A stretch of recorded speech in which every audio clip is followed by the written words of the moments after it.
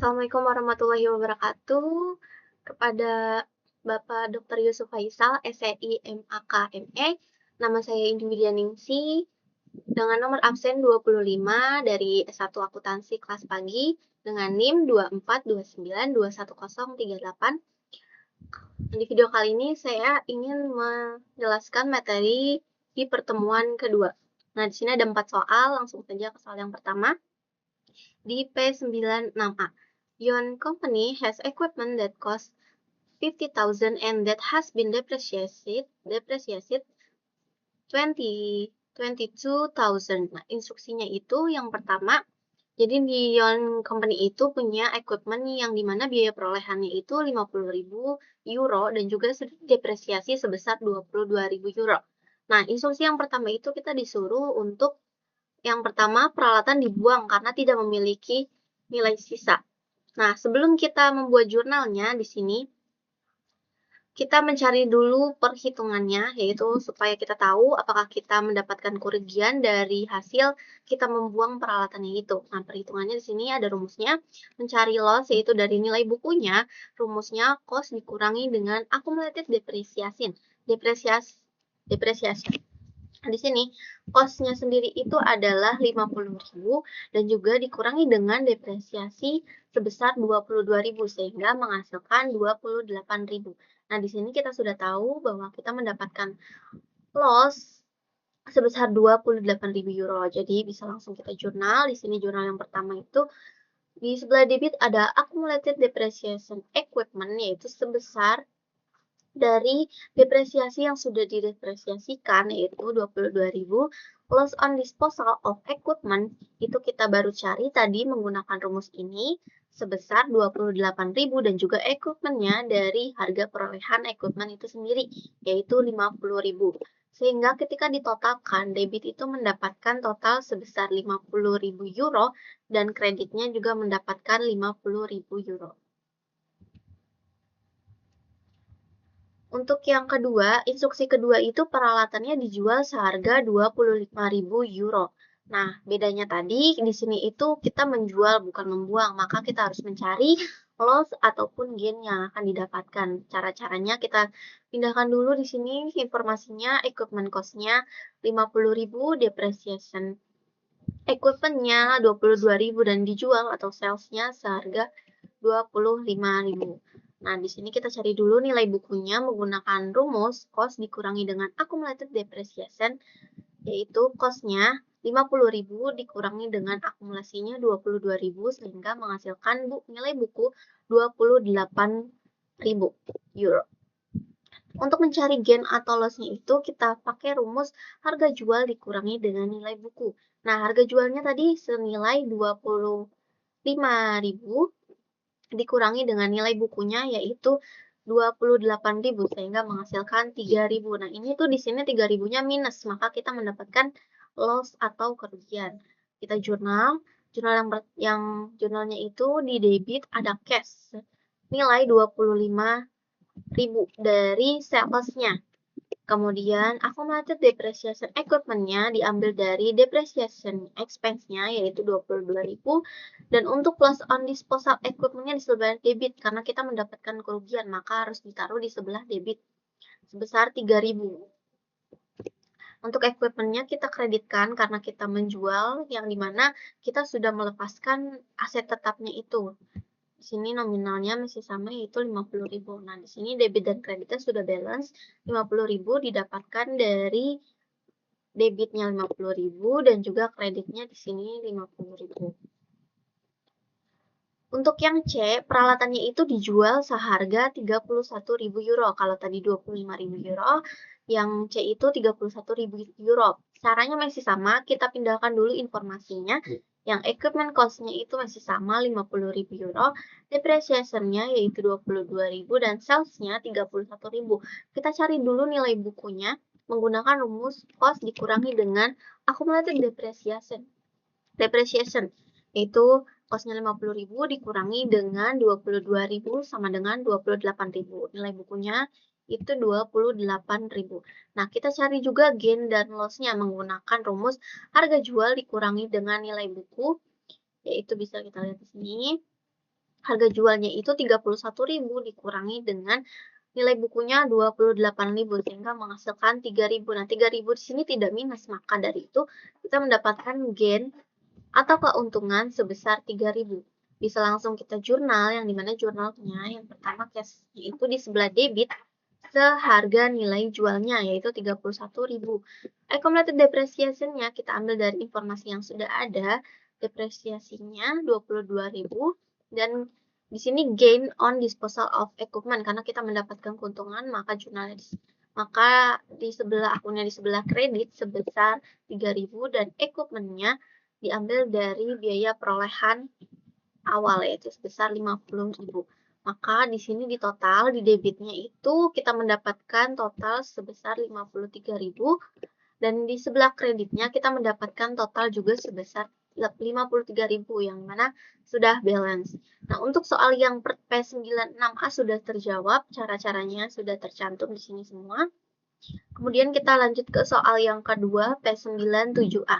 Nah, di sini tuh ada namanya aset tidak berwujud punyanya Glover Ltd pada tanggal 31 Desember 2016. Di sini diinformasikan patennya itu biaya perolehannya 60.000 dikurangi dengan amortisasinya itu sebesar 6.000. Nah, jadi totalnya itu 54.000 di sini.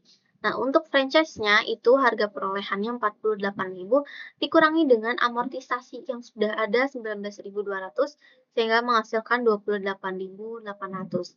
Nah, di sini kita rangkum diinformasikan kalau paten ini tuh diakui pada Januari 2016 yang dimana punya umur manfaat 10 tahun. Dan juga franchise sama diakui pada Januari, tapi tahun 2013 useful life-nya juga sama yaitu 10 tahun. Nah, di sini ada transaksi-transaksi. Untuk instruksi yang pertama itu disuruh untuk menjurnal, mencatat transaksi yang ada di transaksi di atas ini. Nah, yang pertama kita langsung masuk ke record journal entries-nya. Januari 2, paid 55 legal costs to successful defend the patent against infringement by another company. Jadi membayar 45.000 biaya hukum ini untuk mempertahankan paten. Nah, karena untuk biayanya ini untuk mempertahankan paten, berarti kita masukkan ke dalam akun patennya itu sendiri. Di Januari tanggal 2-nya paten di debitnya 45.000 karena di sini kita membayar sebesar 45.000. Dan juga cash-nya 45.000 karena kita mengeluarkan biaya, maka kita mengeluarkan cash di sebelah kredit sebesar 45.000. Yang kedua, jurnal kedua, Januari sampai Juni, develop a new product incurring 100,000 in research costs and 68,000 in development costs prior to technological feasibility. A patent was granted for the product on July 1. Its useful life is equal to its 20-year legal life. Jadi di Januari sampai Juni ini ada transaksi yang dimana mengembangkan produk baru.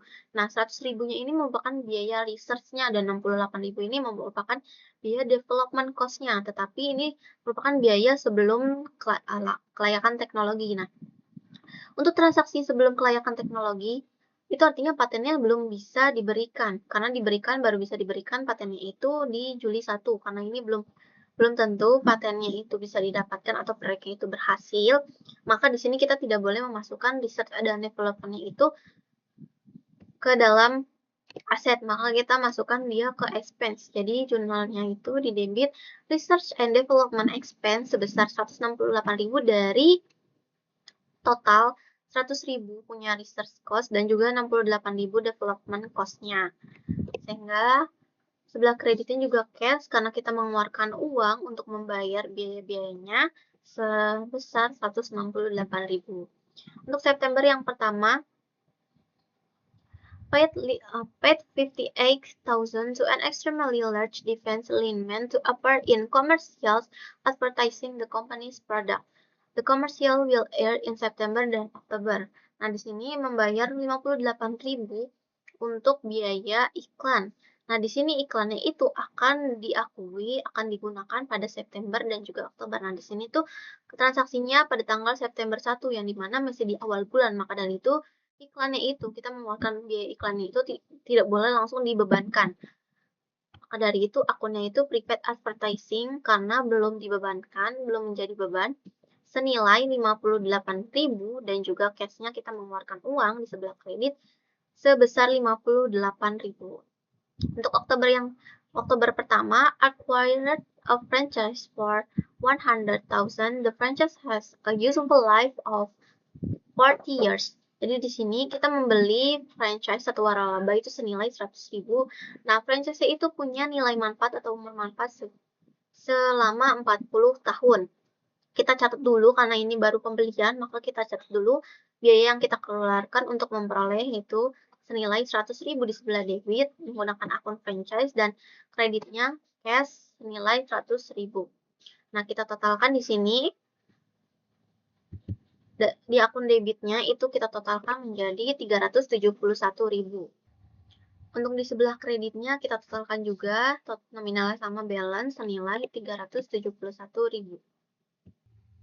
Maka untuk yang pertama kita sudah mencatat transaksi-transaksi yang ada di atas. Nah, kemudian kita lanjut ke instruksi yang kedua, menyiapkan jurnal entry yang mencatat amortisasi expense di tahun 2017. Nah, sebelum kita menjurnal dulu, kita harus menghitung dulu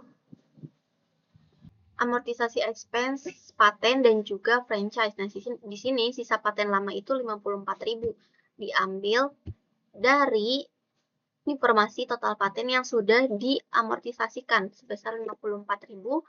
Kemudian sisa umur manfaatnya 9 tahun. Kenapa 9 tahun? Karena kalau kita lihat di sini itu patennya diakui pada Januari 2016. Nah, useful life-nya itu 10 tahun. Tapi kita di sini diminta untuk mencatat amortisasi expense di tahun 2017. Nah, kalau di tahun 2017 artinya di awal tahun 2000 kita memperoleh di awal tahun 2016 sehingga ketika ingin memasuki tahun 2017 kita sudah memakai patennya ini selama 1 tahun di 2016. Maka dari itu di 2017-nya useful life-nya itu sisa 9 tahun dari 10 dikurangi dengan 1 tahun yang sudah dipakai di tahun 2016. Di sini sisa umur manfaatnya 9 tahun. Nah, paten barunya itu 45.000 didapat dari jurnal yang sudah kita buat sebelumnya. Paten yang baru itu ada 45.000. Nah, umur manfaatnya juga 9 tahun karena kita paten yang baru ini itu ada di periode 2017.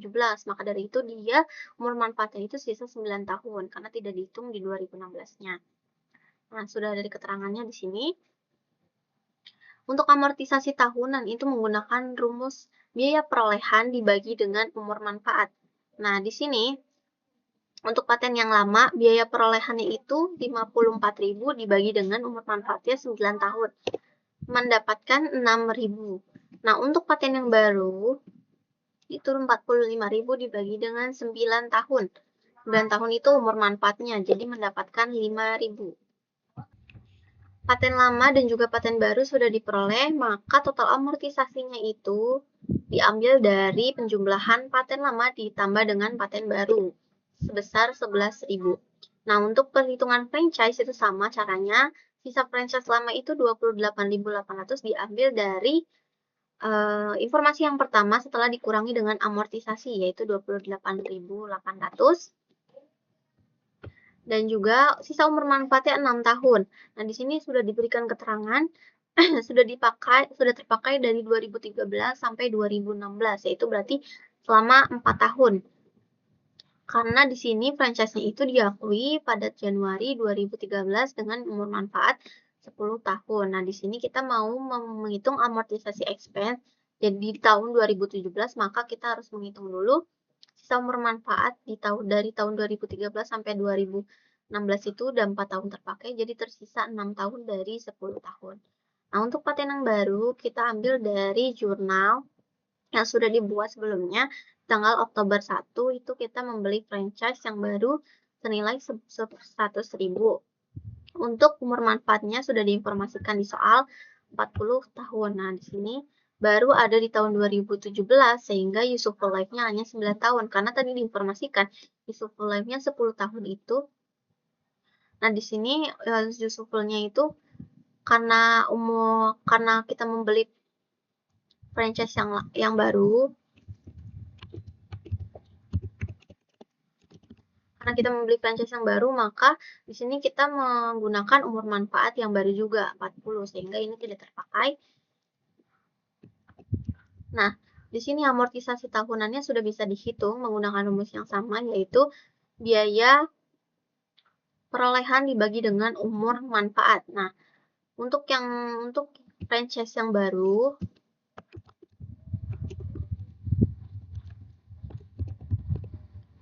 franchise lama dan juga franchise baru di sini ada keterangannya.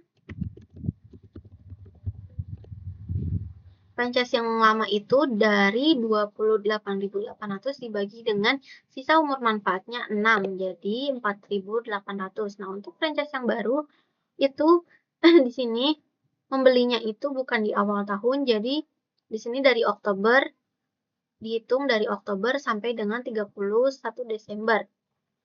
Menggunakan rumus yang sama, bedanya itu nanti di franchise yang baru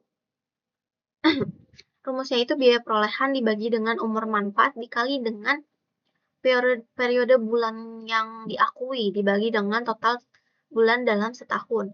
Nah, di sini diperoleh 100.000 dibagi dengan umur manfaatnya 40.000 dikali dengan 3, karena dari 1 Oktober sampai dengan 31 Desember itu baru 3 bulan yang harus kita akui dibagi dengan 12. 12 itu total bulan dalam setahun, diperoleh 625.000 untuk franchise yang baru. Jadi total amortisasinya itu dari franchise yang lama 4.800 ditambah dengan franchise yang baru yaitu 625. Mendapatkan 5.425. Itu untuk pertanyaan yang B. Nah, pertanyaan yang C itu disuruh menyiapkan aset tetap tidak wujud pada Statement of Financial Position pada tanggal 31 Desember 2017. Nah, di sini kita pisahkan dulu. Yang pertama itu paten.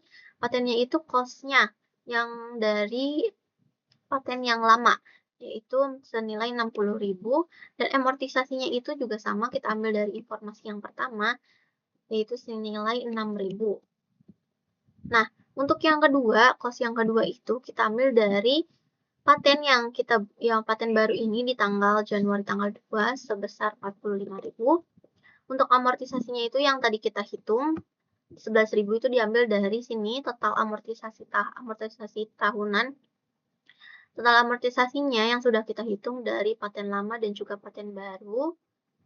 Sehingga di sini total cost-nya yaitu 60.000 ditambah dengan 45.000 menghasilkan 105.000, dan untuk amortisasinya 6.000 ditambah dengan 11.000 menghasilkan 17.000, sehingga totalnya itu diambil dari 105.000 dikurangi dengan amortisasi yang sudah kita hitung. Kalau ditotalin jadi 17.000. Jadi hasilnya itu intangible asetnya yang paten itu 88.000. Nah, kita hitung yang kedua itu franchise, cost-nya itu sama diambil dari informasi yang awal. Franchise yang lama yaitu 48.000 dengan amortisasi kita ambil juga sama informasinya dari awal, amortisasinya 19.200, dan untuk yang kedua 100.000 itu diambil dari franchise yang kita beli tanggal 1 Oktober senilai 100.000, dan juga amortisasinya diambil dari total amortisasi yang sudah kita hitung sebelumnya dari franchise yang lama ditambah dengan franchise yang baru. Jadi memperoleh 5.425. Nah, di sini di total cost-nya atau biaya perolehannya itu 48.000 ditambah dengan 100.000 sama dengan 148.000, dan amortisasinya kita total juga 19.200 ditambah dengan 5.425, totalnya 24.625 untuk amortisasinya. Maka kita bisa menghitung intangible asetnya dari 148.000 cost-nya dikurangi dengan amortisasinya, total amortisasinya yaitu 24.625 menghasilkan 123.375. Nah, di sini kita rangkum, kita totalkan total intangible asetnya itu adalah 88.000 dari total patennya dan juga franchise-nya yang sudah diamortisasi juga 123.375, sehingga menghasilkan total intangible aset senilai 211.375. Sehingga untuk soal P97A sudah bisa terjawab. Lanjut ke soal yang ketiga, soal P98A. Nah, sini due to rapid turnover in the accounting department, a number of transactions involving intangible assets were improperly recorded by the book company in 2016. Nah, di sini tuh ada perusahaan namanya Book Company. Dan di sini tuh ada informasi Book itu mengeluarkan biaya untuk biaya research senilai 97.000 dan juga development cost-nya senilai 50.000 sebelum kelayakan teknologi. Nah, company juga membeli paten di harga 60.000.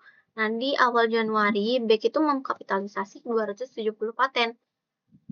Diambil dari cost yang paten ini karena dia membeli 60.000 tetapi dikapitalisasi senilai 207.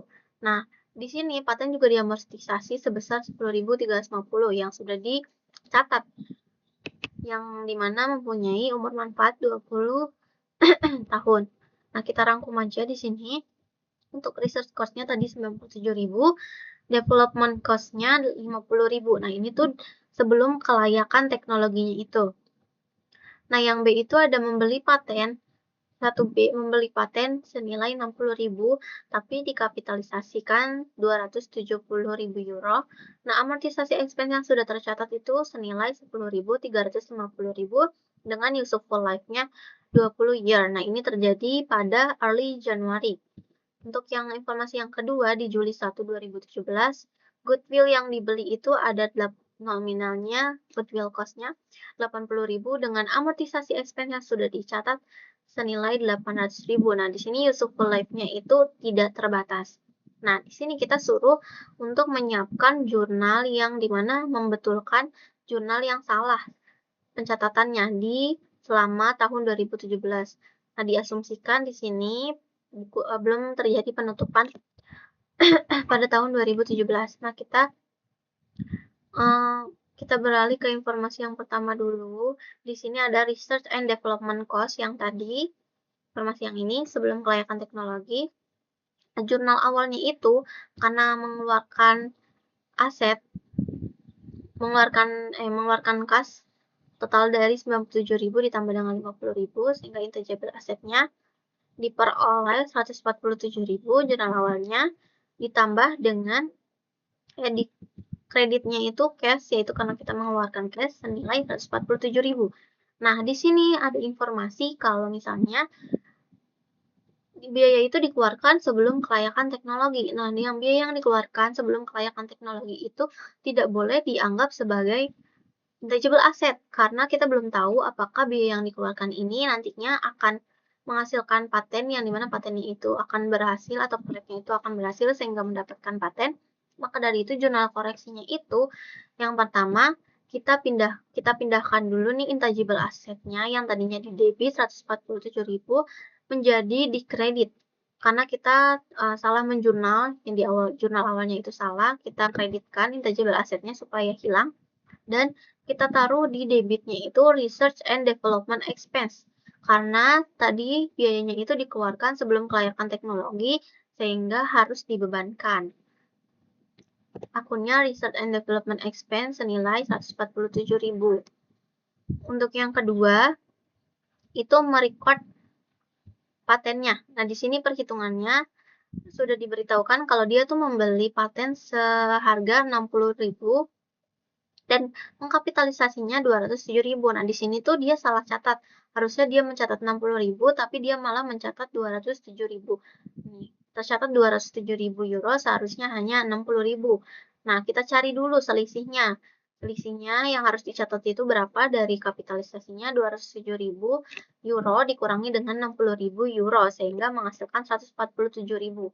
Kita harus mengurangkan patennya itu sebesar 147.000. Nah, di sini jurnal awalnya itu di paten sebesar nilai kapitalisasinya 207.000 di debit dan cashnya kita mengeluarkan cash di sini 207.000. Nah, ini jurnal koreksi pembeliannya, di mana cashnya itu kita debitkan karena kita terlalu banyak mengeluarkan cash yang harusnya hanya mengeluarkan 60.000, kita mengeluarkan 207.000, maka harus dikoreksi jurnalnya, cashnya di debit sebesar 147.000 kelebihan cash, dan juga patennya dikreditkan karena kalau di jurnal pembelian awal itu patennya terlalu memiliki kelebihan pencatatan senilai 207.000, maka harus kita sesuaikan patennya dikredit dikurangi senilai 147.000 agar nantinya patennya itu menghasilkan nominal yang seharusnya, yaitu 60.000 euro.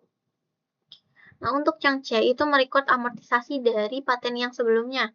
Nah, di sebelumnya itu kan diinformasikan amortization expense-nya itu 10.350 dari 207.000. Patennya nih dari 207.000 karena kita mengkapitalisasi awalnya itu salah, maka ya otomatis kita akan mencatat amortisasi expense-nya itu 207.000 dibagi dengan 20.000. Nah, itu tuh hasil dari amortisasi yang salah, yaitu senilai 10.350. Nah, paten yang seharusnya itu kan 60.000. Nah, untuk mencari amortization expense yang seharusnya itu menggunakan rumus yang sama, yaitu paten dibagi dengan useful life-nya. Nah, di sini patennya itu 60.000 dibagi dengan useful life-nya 20.000. Nah, 60.000 ini kan memang yang harus kita catat seharusnya menghasilkan 3.000. Nah, dari sini kita harus mencari amortisasi yang berlebihan, yang kelebihan itu berapa nominalnya. Nah, ini kita cari aja, tinggal langsung dikurangi 10.350 dari amortisasi yang sudah tercatat sebelumnya dikurangi dengan 3.000. 3.000 ini tuh amortisasi yang seharusnya kita catat. Nah, sehingga diketahui kelebihan pencatatan amortization expense untuk 2017-nya itu senilai 7.350. Nah, ini yang harus kita sesuaikan. Nah, jurnal koreksi awalnya itu jurnal amortisasi awal sebelum dikoreksinya itu ada amortization expense debit sebesar 10.350 euro. Di kreditnya accumulated amortization paten yaitu senilai 10.350 juga. Di sini kita koreksi, yaitu kita menjurnal amortisasinya yang sudah dikoreksi. Di sini kita balik jurnalnya karena kalau tadi kita kelebihan, untuk bebannya itu kita kelebihan senilai 7.350 dan juga amortisasinya kelebihan. Nah, maka dari itu kita harus membalik jurnalnya supaya nantinya amortisasi expense yang didapatnya itu totalnya hanya 3.000. Nah, di sini jurnalnya itu accumulated amortization paten debit senilai 7.350. Di kreditnya amortization expense karena kebalikan dari jurnal yang awal senilai sama 7.350 hasil dari pengurangan paten yang sudah tercatat 10.350 dikurangi dengan paten yang seharusnya. Maka nanti kalau misalnya kita membuat laporan itu nanti amortization expense itu sudah tercatat benar, yaitu senilai 3.000. Nah, yang terakhir itu kita di sini diinformasikan kalau misalnya amortisasi expense-nya itu untuk goodwill-nya itu sudah tercatat senilai 800.000, sedangkan untuk goodwill itu tidak bisa diamortisasikan karena useful life-nya itu tidak terbatas, maka kita harus mengkoreksi jurnalnya. Di sini sudah kita pindahkan informasinya untuk mempermudah, sehingga jurnal amortisasi awalnya yaitu amortization expense di debit senilai 800.000 dan accumulated amortization goodwill-nya juga sama 800.000. Ini untuk jurnal amortisasi awal. Nah, karena kita tidak boleh mengamortisasi atau mengamortisasi goodwill-nya itu, maka kita membalik jurnalnya dengan nominal yang sama. Di debitnya accumulated amortization goodwill dari yang jurnal amortisasi awal kita balik menjadi di debit senilai sama 800.000 dan juga amortization expense-nya kita balik menjadi di kredit senilai 800.000.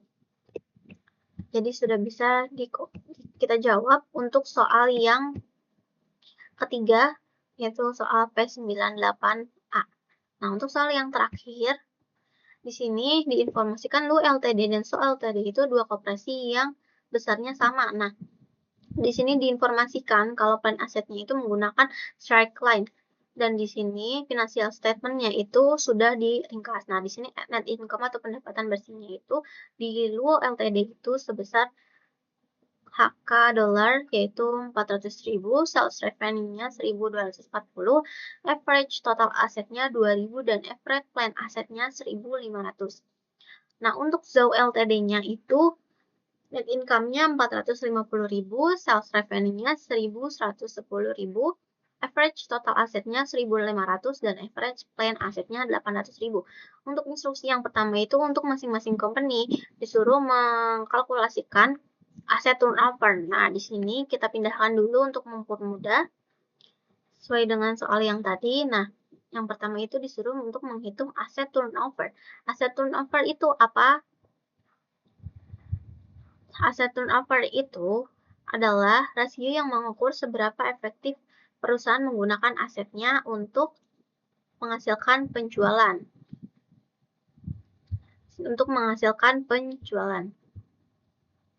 Nah, di sini kita cari menggunakan rumus aset turnover ratio, yaitu menggunakan rumus sales revenue dibagi dengan average total aset. Sales revenue itu pendapatan penjualannya dibagi dengan total rata-rata aset yang dipunya. Nah, untuk Luo Ltd dulu kita cari sales revenue-nya itu 1.240.000 dibagi dengan average total asetnya yaitu 2.000, menghasilkan 0,62. Nah, untuk Zhou Ltd sama rumusnya, sales revenue-nya 1.110 dibagi dengan 1.500 menghasilkan 0,74. Nah, di sini bisa kita tahu Luo Ltd itu mampu menghasilkan HK atau Chinese dollar yaitu 0,62 dalam penjualan. Nah, sedangkan Zhou Ltd itu mampu menghasilkan 0,74 dolar dalam penjualan. Nah, yang B itu kita disuruh menganalisis efektivitas penggunaan asetnya itu. Tadi sudah dihitung menggunakan rumus aset turnover ratio. Kalau Zhou Ltd itu memiliki aset turnover yang lebih tinggi. Nah, bisa dilihat sini 0,74 lebih tinggi dari 0,62. Artinya, Zhou Ltd itu lebih efisien dalam menggunakan asetnya untuk menghasilkan pendapatan dibanding dengan Luo Ltd. Nah, di sini kita lihat net income-nya itu kan lebih besar Zhou Ltd senilai 450.000 dibandingkan dengan Luo Ltd-nya hanya 400.000. Walaupun memang bedanya sedikit, tapi di sini aset turnover atau perputaran asetnya itu lebih besar Zhou Ltd. Nah, lalu melihat dari net income dari masing-masing perusahaan, Zhou Ltd itu lebih unggul dalam kedua aspek. Net income-nya itu lebih besar dan efisien aset yang lebih baik. Sehingga untuk menjawab soal P99A itu sudah bisa terjawab. Sekian video penjelasan yang dapat saya berikan untuk pertemuan ketiga materi kedua ini. Lebih kurangnya mohon maaf dalam penjelasan. Terima kasih. Wabillahi taufiq wal hidayah. Wassalamualaikum warahmatullahi wabarakatuh.